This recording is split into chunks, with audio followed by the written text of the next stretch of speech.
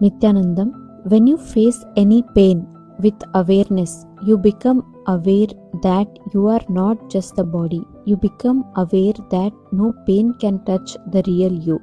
Once you realize that you are beyond pain, you rise above pain to become a Dukkhatita, one who has gone beyond suffering. You experience the rare freedom that arises with non-attachment to the body. You will carry this freedom all your life. You leave mundane life behind and enter into a spiritual plane. The whole material world disappears and another world arises, one of incomparable beauty, innocence, joy, and compassion. To read more, get your own copy of Living Enlightenment by the Supreme Pontiff of Hinduism, Bhagwan Sri Nityananda Paramashivam.